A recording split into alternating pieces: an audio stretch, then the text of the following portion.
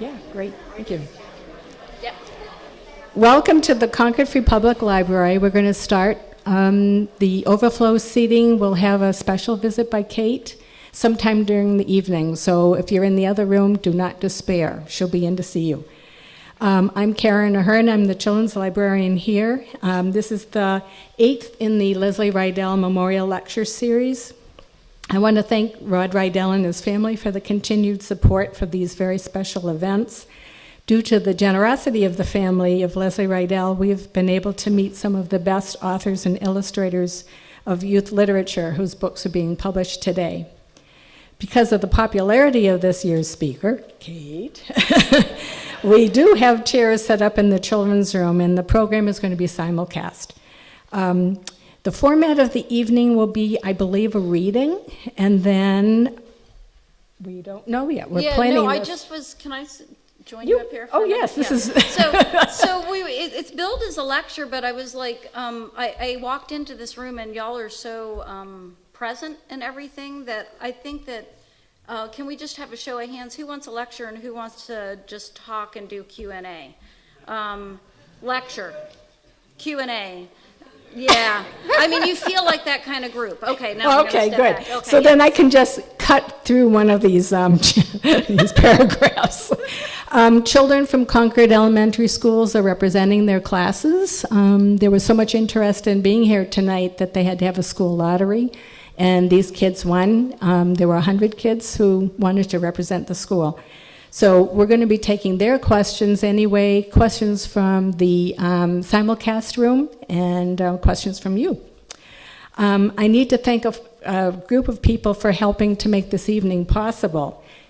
Sherry Litwack, the president of the trustees, Carrie Cronin, the library director, my colleagues Fiona Stevenson and Caroline Nee, the Friends of the Concord Free Public Library for providing the refreshments, Ian Urza-Leggett and Tracy Miracle and the rest of the Miracle crew, I had to say that, from Candlewick Press, and Porter Square Books for providing some of the books for the sale at the autograph session.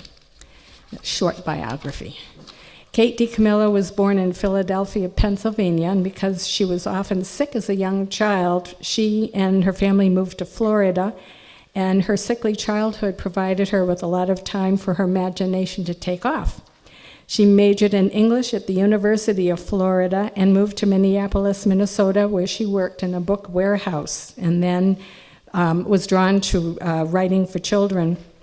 Her carefully selected words enable her to create unique and varied characters. We meet Opal, the lonely girl from Because of Winn-Dixie. We meet two friends who discover a caged tiger in the novel Tiger Rising. We meet a mouse who falls in love with a princess in The Tale of Despero, a China rabbit that learns about love in The Miraculous Journey of Edward Tulane, an orphan in The Magician's Elephant, a young comic book lover and a squirrel in Flora and Ulysses, a young girl trying to get her father to return home in Raimi Nightingale, and now the new book. You each have something on your chair with the new information about the new book. We meet Louisiana Elefante, whose grandmother wakes her in the middle of the night to leave their home in Louisiana's way home. In addition, she has written numbers of series books for younger readers. We have Mercy Watson, Bink and Golly, The Tale of Deckaroo Drive. And her talent, this is really important, her talent has been honored with 2 Newbery medals. The first in 2004 for The Tale of Despero, and the second in 2014 for Flora and Ulysses, The Illuminated Adventures. She had a 2-year term as the National Ambassador for Young People's Literature, which was awarded in 2014 by the Library of Congress, which provided a forum for her enthusiasm and passion for talking about the importance of reading. Please join me in welcoming Kate DiCamillo.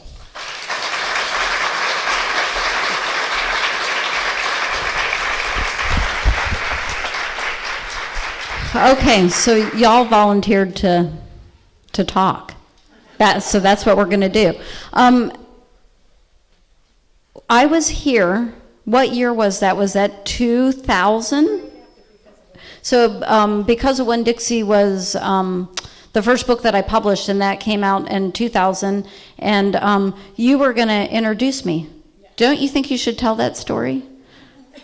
It's a really good story because she just told it to me. I don't remember it. Yeah, come back up here. Yeah.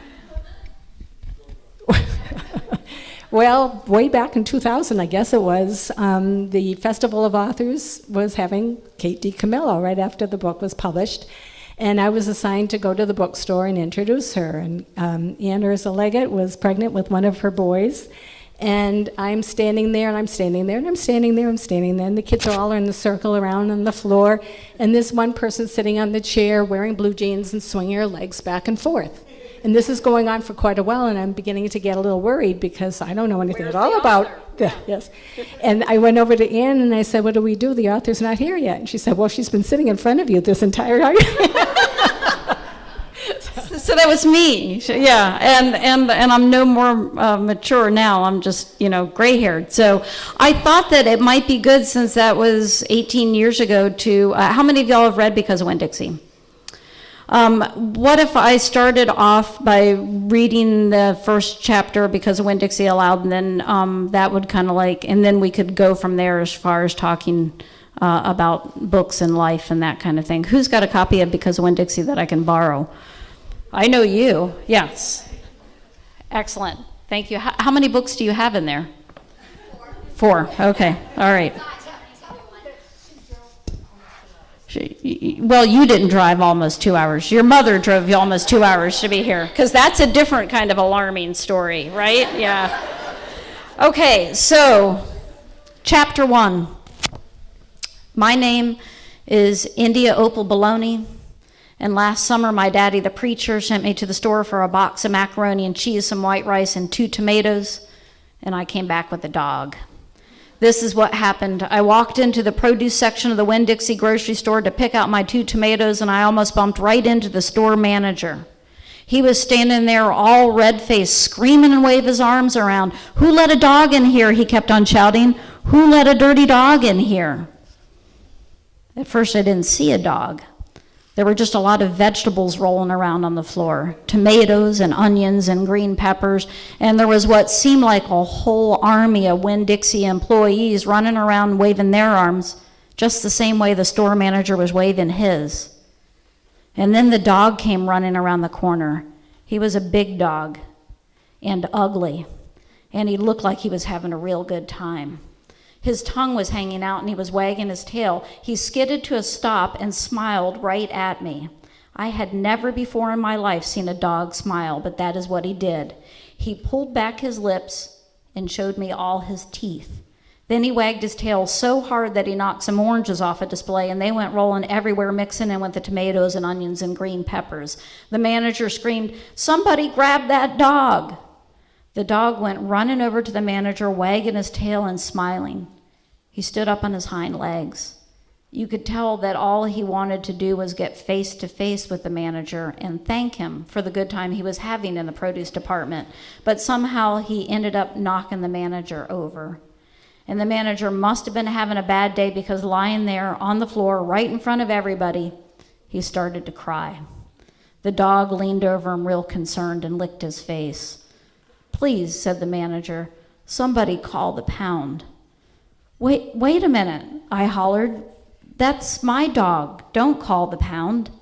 All the Winn-Dixie employees turned around and looked at me, and I knew I had done something big, and maybe stupid too, but I couldn't help it. I couldn't let that dog go to the pound. "Here, boy," I said. The dog stopped licking the manager's face and put his ears up in the air and looked at me like he was trying to remember where he knew me from. "Here, boy," I said again, and then I figured that the dog was probably just like everybody else in the world, that he would want to get called by a name, only I didn't know what his name was, so I just said the first thing that came into my head. I said, "Here, Winn-Dixie." And that dog came trotting over to me just like he'd been doing it his whole life. The manager sat up and gave me a hard stare like maybe I was making fun of him. "It's his name," I said, "honest." The manager said, "Don't you know not to bring a dog into a grocery store?" "Yes, sir," I told him. "He got in by mistake. I'm sorry. It won't happen again." "Come on, Winn-Dixie," I said to the dog. I started walking, and he followed along behind me as I went out of the produce department and down the cereal aisle and past all the cashiers and out the door. Once we were safe outside, I checked him over real careful, and he didn't look that good. He was big, but skinny. You could see his ribs, and there were bald patches all over him, places where he didn't have any fur at all. Mostly, he looked like a big piece of old brown carpet that had been left out in the rain. "You're a mess," I told him. "I bet you don't belong to anybody." He smiled at me. He did that thing again where he pulled back his lips and showed me his teeth. He smiled so big that it made him sneeze. It was like he was saying, "I know I'm a mess. Isn't it funny?" It's hard not to immediately fall in love with a dog who has a good sense of humor. "Come on," I told him. "Let's see what the preacher has to say about you." And the two of us, me and Winn-Dixie, started walking home. So let me hand you that book back. Yes. And so I have to say that sometimes kids always want me to pick the favorite of my books that I've written, and I can't do that. But that book, and particularly that dog, holds a very special place in my heart because everything that's happened to me as a writer has happened because of Winn-Dixie. You know, it opened the door to everything. Can I ask y'all real quickly how many teachers are in here? That's nice. How many of you teachers read out loud to your students? Can we have a round of applause for the teachers who...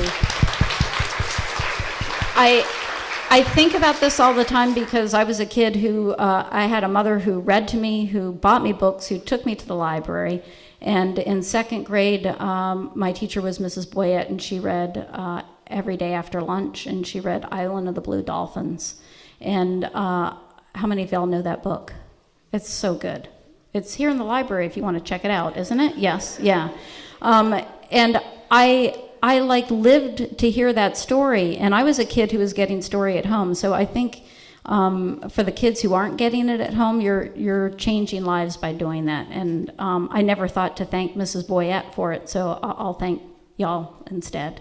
So who wants to ask a question before we move on to Louisiana? Okay, there you are right there. Yes. Is Louisiana's Way Home a sequel to Rainy Nightingale? Now you're getting into marketing questions kind of thing. So we've got some verbiage around this that they've come up with. It is what the publisher calls a companion novel. So you do not, if you were just walking through the library and you saw Louisiana and you hadn't read Rainy, you could read Louisiana without going back and reading Rainy. So technically, it's not a sequel. It is... a companion novel sums it up pretty well. That's why those marketing people are, paid the big bucks, right? To think of those terms. Did I see a hand over here that went up? Yes. What was my favorite subject in school? English. I loved reading. I was no good at math. And then the second part of your question, which I'll just have to repeat it and then give some, put some asterisks next to my name, is why did that subject make me such a good writer? And I don't want to argue with you about whether or not I'm a good writer, but I will say that part of what made me a writer is all those books that I read. From the time I learned to read, I was somebody who lived for books, and I'm still that person. Above and beyond anything else, if you ask me to define myself, I am a reader. And a reader before I'm a writer, because all those books that I read made me want to write a book. How many writers are there out there? So good with the kids and good with the adults too. Brave of all of you. Yes. Okay, who's going to ask the next really impossible question? Yes. My favorite book in 5th grade. I'm 54, so that was a long time ago.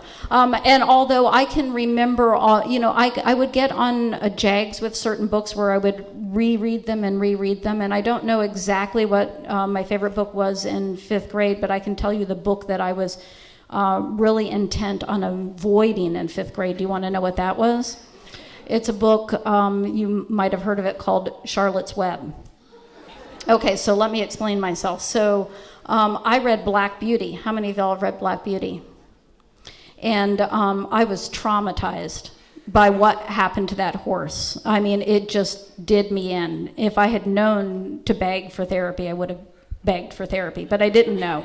The only thing I could think of was, all right, that's it. Do not check out any more books with animals on the cover. That was the rule that I came up with. So I would go to the library and look at the cover of Charlotte's Web. And have you ever really studied Wilbur's face on the cover of that book? That is a worried looking pig, right? And I thought, something terrible is going to happen here, and I'm not having anything to do with the suffering of a pig. So I never read it. And then I took, I guess I was probably maybe 31, and I took a writing workshop, and the person who was leading it kind of shamed me in front of the whole class, saying I had no business writing for kids or wanting to write for kids unless I read Charlotte's Web. And then she quoted the first line of the book. Do y'all know it? Where's Papa going with that axe? And I thought, it's even worse than I thought it was going to be. I mean, we're starting off with an axe, right?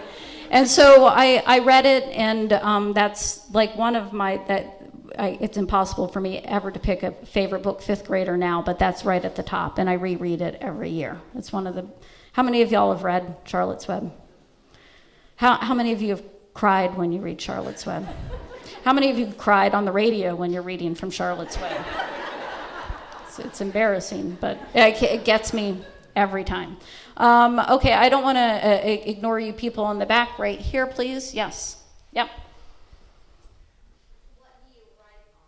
What do I write on? I write on a computer, and I have to say, and this will probably not have any resonance for you, but for the adults it will. I would not be standing up here talking to you without the computer, I don't think, because anybody who's been working on their term paper at 3 o'clock in the morning on a typewriter, something you've probably heard of, with a whiteout and footnotes, it's just I really don't know if I would have been able to take a draft all the way through and turn in a draft that would have been, professional enough if I was just left to the typewriter. So I write on the computer and I journal by hand. I'm a different writer when I write by hand and as opposed to when I write on the computer. I have a little bit more confidence on the computer. Yes. What authors inspired me to become a writer? Every good book that I read. A lot of Beverly Cleary. I got only part of Beverly Cleary because some of the Ramona books came after I had grown up, but Mouse and the Motorcycle, loved those. I loved all the Laura Ingalls Wilder's books. There was a biography of George Washington Carver that I checked out from the library so many times that I remember my mother saying to the librarian, can we just buy this? And the librarian saying, it doesn't work like that, Betty. But it's just I would get obsessed with certain books, and every book, there's a wonderful Newbery winner called The 21 Balloons. Has anybody read that? I was obsessed with that for a long time. So all those books fed my imagination. And Karen said in the introduction, being sick was a really helpful thing for me, I guess. And that when we didn't get a TV until I was in 4th grade, and I was home a lot alone, sick, and you learn to live in your imagination. And that's good, because that's paying the bills now, right? Yes? Where do you get your ideas for your book? Where do I get my ideas for my books? I eavesdrop. I'm not going to lie to you. So you know what eavesdropping is, right? Yeah. So actually, it's a lot more subtle than that. So I always have a notebook with me. I carry the notebook with me everywhere I go. I'm always listening to what people say. I'm always looking around me, and I'm always paying attention to the strange things that go through my own head, and it all goes in the notebook. It looks like you have a further follow-up question about that. No, you don't. Okay, all right. Back there, yes.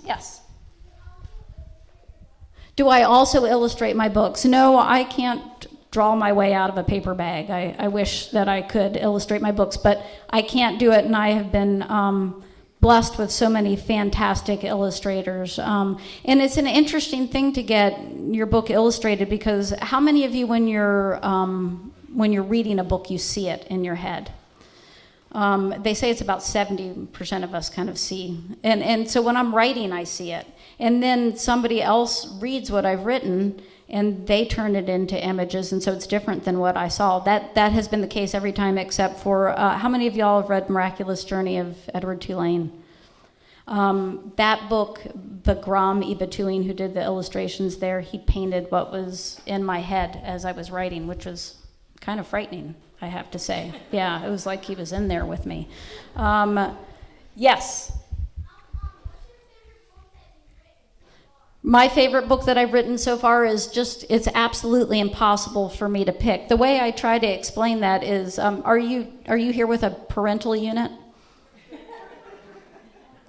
Yeah, wait, did I see a hand over there? Yes, hello. And is that your only child? No, I have 2 others. Okay, and do you like this one the best? See, you get very flustered. Let me help you. You love the children equally but differently, right?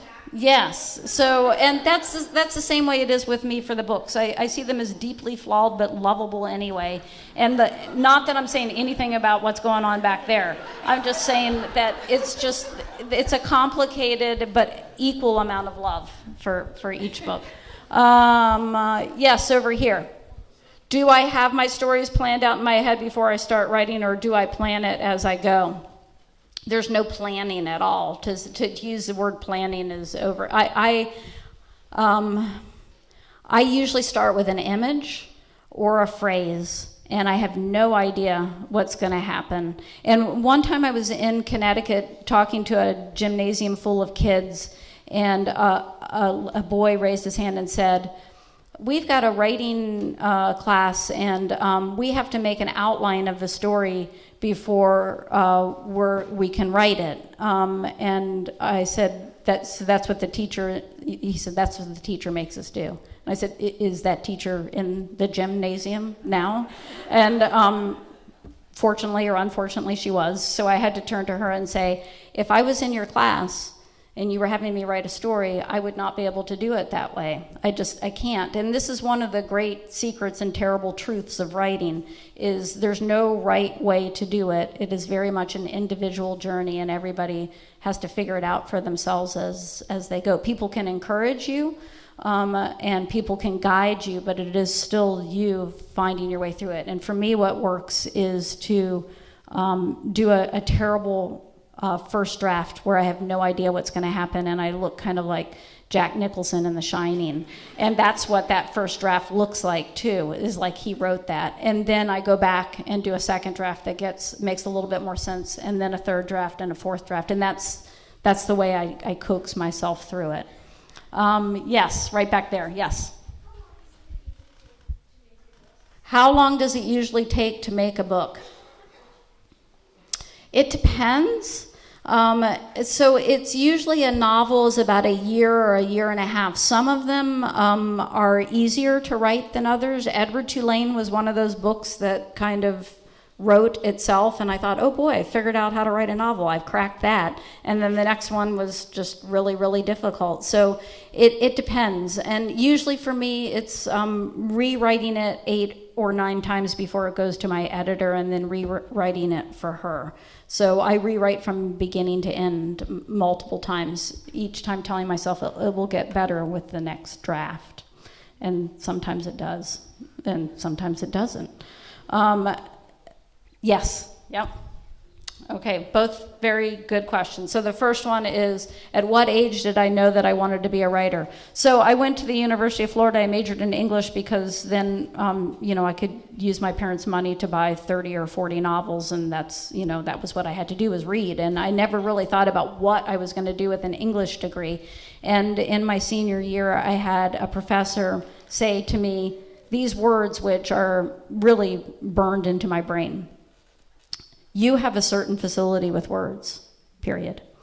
You should consider graduate school, period. So I was 20 years old when he said that to me, and I was full of myself. So I thought, this gentleman is speaking to me in code. He's trying to tell me that I'm the next Flannery O'Connor. And why should I bother with graduate school? I'll just go and be a writer. So I used my mother's JCPenney credit card, and I got a black turtleneck. And then I was all set. So I spent literally, and I'm not exaggerating, almost 10 years wearing the black turtleneck and sitting around looking bored and disdainful and having everybody go, "Oh, that's Kate, she writes." And I read books on writing. I dreamed about being a writer. I did not write. And then right before I turned 30, I saw that I could easily spend the rest of my life exerting all this energy, pretending to be somebody, and it would actually be easier to do the work. So I started, when I was 30, to write 2 pages a day. So that's the first question. The second question is when I do a novel and I'm in the 8th draft or the 9th draft, do I at some point read the book aloud to myself, which is a wonderful question that doesn't get asked very often, and it is very pertinent to how I work. Because yes, I do. I don't read it into, I've heard of people who read it into a tape recorder. I don't do that. But if you read it aloud, you can tell if it's right or not. And it's very laborious. And again, you look like Jack Nicholson in The Shining as you're doing it. But that is the best way to tell whether or not it's working. So yes, reading it aloud. Yes, a question from the other room. In your new book, who is the illustrator? In the new book, who's the illustrator? Her name is Amy June Bates. Is that right, Chris Paul? Yes, Amy June Bates. And it is gorgeous, gorgeous art. Speaking of the new book, does anybody have a Louisiana? And I'll read you the first chapter there. Yes? Oh, look. Yep. Well, yeah. That's good. Okay, so Louisiana showed up first in the novel that came before this, Raymie Nightingale, and she was not the main character, but she was certainly central to what went on. And I have never, once I finish a novel, I don't go back, and that's I've gotten a lot of very enthusiastic, some physically violent letters about how I should go back. For one of the very first letters I got was from this little boy in Illinois who would be grown up now. He wrote me like a 10-page letter outlining what was going to happen in Winn-Dixie 2, 3, 4, 5, 6. I mean, outlining it. And then at the very end, he squeezed in this P.S. I have done all the hard work. Get busy. And so that's, pretty stern words. So I've been encouraged to go back to books, and I've never felt the pull. But what happened here was, and it's hard to talk about this without sounding slightly off, but is like Louisiana did not go away. And she really wanted to tell more of her story. So I'll read just a little bit of that. Chapter 1. I'm going to write it all down so that what happened to me will be known, so that if someone were to stand at their window at night and look up at the stars and think, my goodness, whatever happened to Louisiana Elefante? Where did she go? They will have an answer. They will know. This is what happened. I will begin at the beginning. The beginning is that my great-grandfather was a magician, and long, long ago he set into motion a most terrible curse. But right now, you do not need to know the details of the terrible curse. You only need to know that it exists and that it is a curse that has been passed down from generation to generation. It is, as I said, a terrible curse. And now it has landed upon my head. Keep that in mind. We left in the middle of the night. Granny woke me up. She said, the day of reckoning has arrived. The hour is close at hand. We must leave immediately. It was 3 a.m. We went out to the car, and the night was very dark, but the stars were shining brightly. Oh, there were so many stars. And I noticed that some of the stars had arranged themselves into a shape that looked very much like someone with a long nose telling a lie. The Pinocchio constellation. I pointed out the starry Pinocchio to Granny, but she was not at all interested. Hurry, hurry, said Granny. There is no time for stargazing. We have a date with destiny. So I got in the car, and we drove away. I did not think to look behind me. How could I have known that I was leaving for good? I thought that I was caught up in some middle of the night idea of Granny's, and that when the sun came up, she would think better of the whole thing.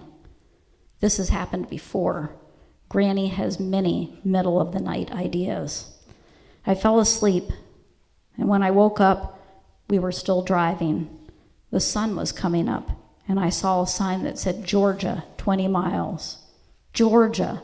We were about to change states, and Granny was still driving as fast as she could, leaning close to the windshield because her eyesight is not very good and she's too vain to wear glasses, and also because she's very short, shorter almost than I am, and she has to lean close to reach the gas pedal. In any case, the sun was bright. It was lighting up the splotches and stains on the windshield and making them look like glow-in-the-dark stars that someone had pasted there as a surprise for me. I love stars. Oh, how I wish that someone had pasted glow-in-the-dark stars on our windshield. However, that was not the case. I said, Granny, when are we going to turn around and go back home? Granny said, we are never going to turn around, my darling. The time for turning around has ended. So it starts off with a dramatic bang, and it kind of keeps on in a dramatic fashion because Louisiana herself is very dramatic and very intent on surviving.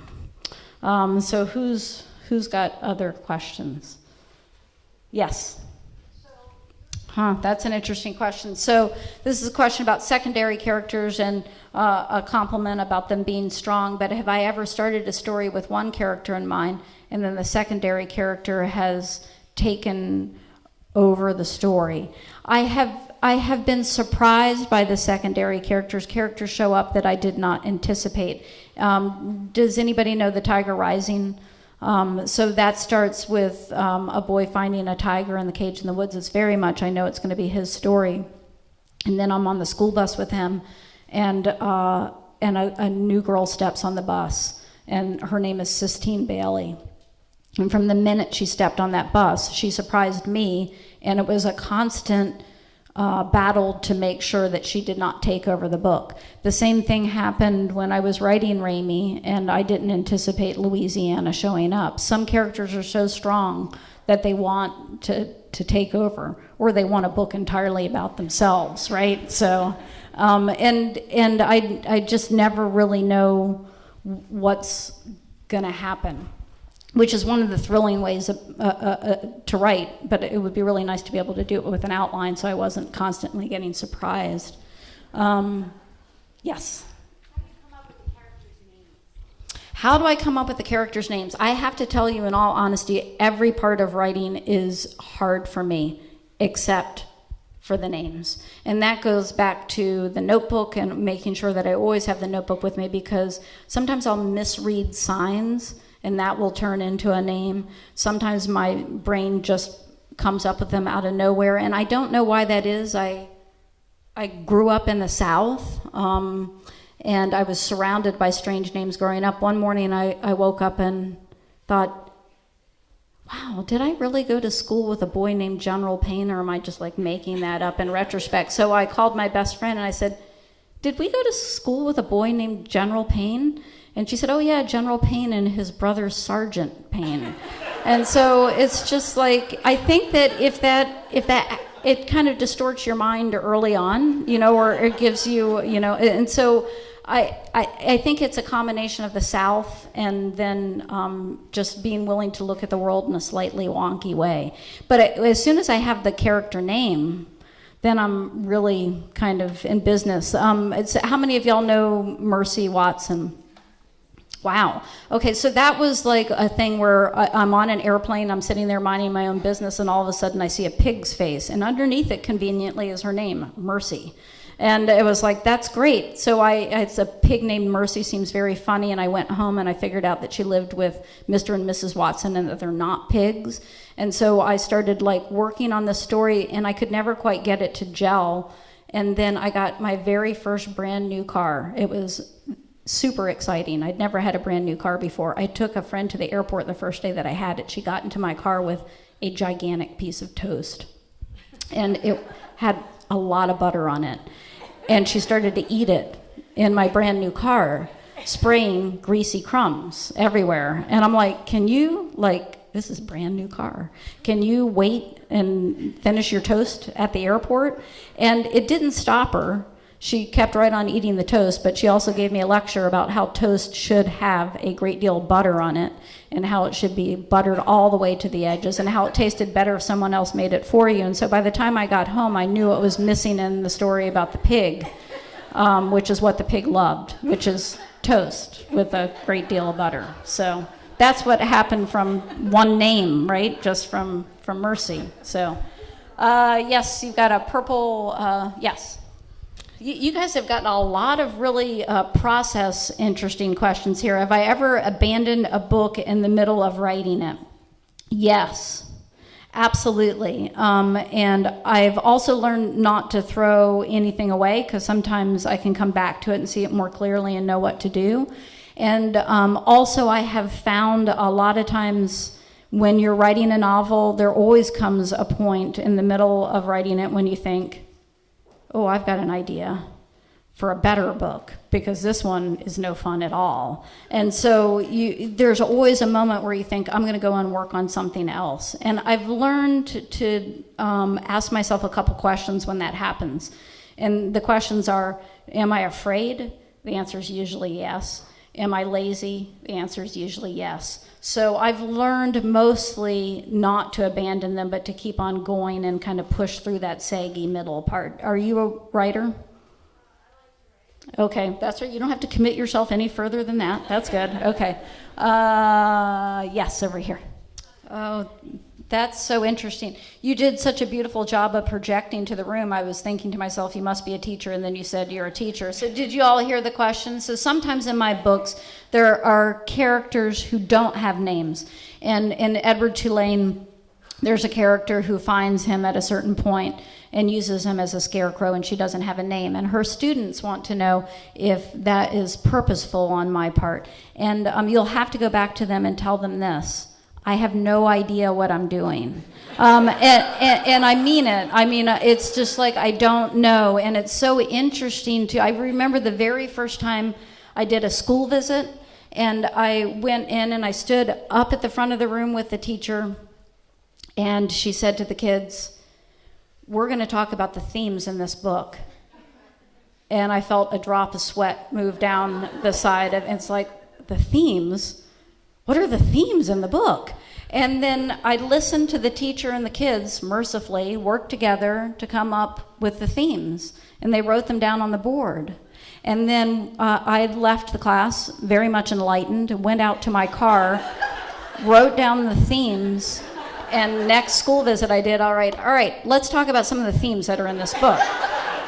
But like I really don't know what I'm doing, and I'm not being facetious when I say that it is a group effort between me and you, the readers, and together. I mean, I learn. Louisiana just came out last week, and prior to that, I did a lot of interviews, and in each good interview, helped me understand what the book was about and helped me to talk about it more. But it doesn't become complete until it goes into somebody else's hands. And so why that character doesn't have a name, probably the kids would be able to figure it out better than I could. Does that make sense? See, that's really smart. And if that child was interviewing me or writing his PhD thesis on literary criticism, I could take that then and use it in discussing about the book, but I don't know that it's there. It does become like a communal kind of effort. And are you a teacher as well? So again, you guys are I think there are a lot of writers in this room with all these writing questions. So this is a question about process, and let's just phrase it this way, write and publish a lot of books, do I still go to a critique group? And I don't, but I have a group of friends who are absolutely reliable.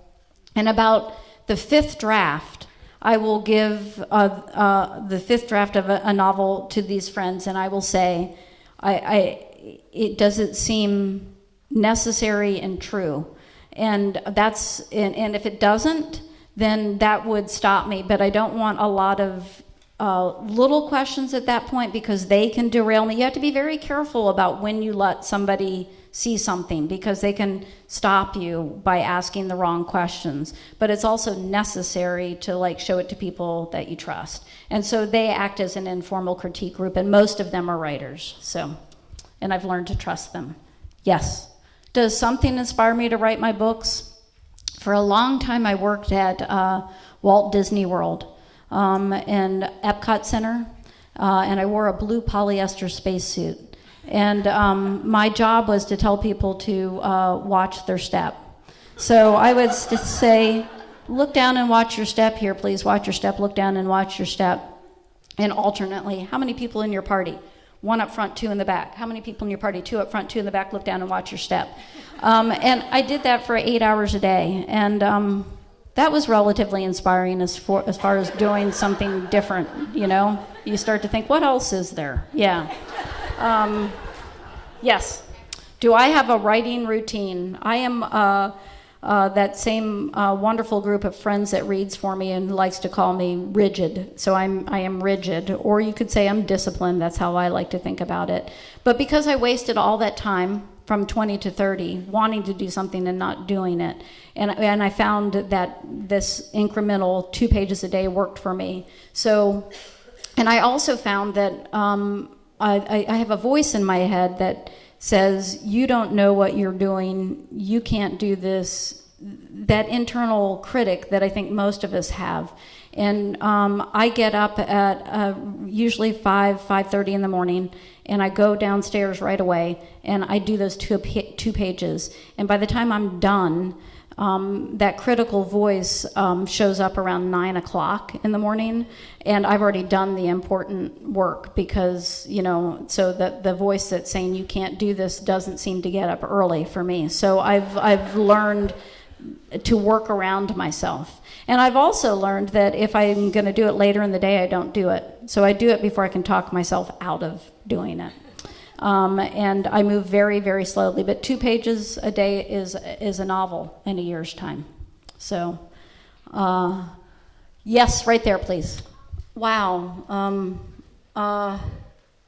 I would first tell you, just in pushing back on some of what you said, something that my mother always used to say about me, which is that I'm best in small doses. So, you know, it's like... and the Mercy Watson books are so much fun to write because they're funny, and because when you write books for kids, and I don't know if this happens when you write books for adults, but when you write books for kids, people will say to you all the time, what lesson did you mean to impart here? And Mercy Watson is the answer to that question. Nothing. Nobody learns anything. She's a pig, and she likes to eat toast, and chaos ensues everywhere she goes. So you're saying, would I go on and write for adults as well? Is that kind of? Oh, well, that's a lovely thing to say. And you know, when I started writing, I started writing short stories for adults, and sending them to literary magazines. And then when I moved to Minneapolis, I got a job in a book warehouse, and I was assigned to the 3rd floor as a picker, which meant I went around filling the orders. And as a reader, it was only a certain amount of time before I started to read those books that I was picking off the shelves. And I read a book called The Watsons Go to Birmingham, 1963. Raise your hand if you know it. It's fabulous. If you don't know it, the library has it. And I thought, I want to try to do something like this. So I took that book home and tried to figure out how he did that. I typed up a chapter. Okay, how long would a chapter be? How long would a whole manuscript be? And then pretty soon after that, I started working on Because of Winn-Dixie. And I just said this in an earlier interview today. I was aware at the time, like, oh, this is where I should be as a writer. This is what I should be doing. Because writing for kids, there's room for magic and humor, and there's, Catherine Patterson says you're duty-bound to end with hope. And I like all of those directives. I like the magic, I like the humor, and I love and need the hope. So... thank you. So we'll do 2 more questions, although y'all are so fascinating that you're all the way in the back and you got stripes on. Yep.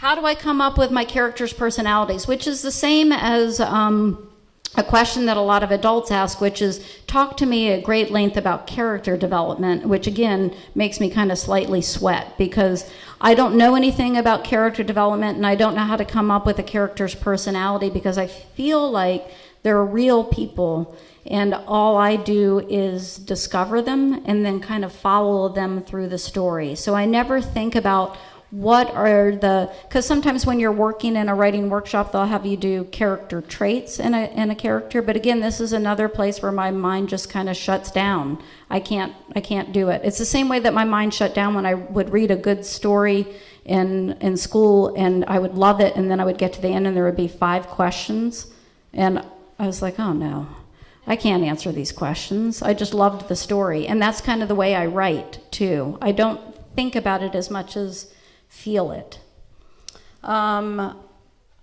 Okay, who did not get to, you didn't get to say something. Yes. How do I feel when I finish a book? I always feel the same way. I am never going to try that again. I can't believe that I lived through it. And I'll sometimes wake up in the middle of the night after I finished a book and think, oh no, never again. And then it usually is about 2 weeks, and I think, oh, I don't know. I think I'd like to try to tell a story again. But it's always, I can't believe that I lived through it. And then the happiest moment in writing a book is when you're holding that finished book in your hands. And it's just an amazing thing. And then that book goes out into the world, and some kid will write you once they've grown up and say, this is what that book meant to me. And that is unbelievable. Okay, one more question, and whoever it is. Oh, you're from the other room. Yes. Okay, so the other room is going to ask the last question, and can I just tell you what you need to do? You need to sum up everything we talked about. And then kind of, if you can, move the conversation forward a little bit. Okay, I know you can do it. How do I come up with the titles? I actually like titles quite a bit. So I don't always know them as I'm working on it. Sometimes it's not until I've got a complete manuscript, and then I'll read through looking for phrases that I think might be the title. And sometimes I'll come up with a title that I think is just spectacular, and the publisher doesn't think it is. So, for instance, Louisiana's Way Home, the title that I had for it was Louisiana 5 and Dime. Doesn't that make you want to pick up the book? They didn't think so. So there they are, sitting over there in a little cluster right there. They voted no. Chris, you were one of the people that voted no. Yeah. So I'm not always in charge of the titles, but I'm always in there trying, you know. Can I say to y'all, this is very kind of you to spend your Friday night with books and with other people who love to read books. And again, for all you teachers and for all you parents and all you librarians, anybody who's reading out loud to somebody, anybody who's putting a book in somebody's hands, you have no idea how much it matters. And I cannot thank all those people who did it, because most of them are dead, including my mother. But to all of you who are doing it now, I will tell you it matters, and you're giving great gifts by doing it. So thank you, and thank you for being here. I'm going to sign somewhere, and I'm going to go talk to the other room. Yeah. She's going to go talk to the other room.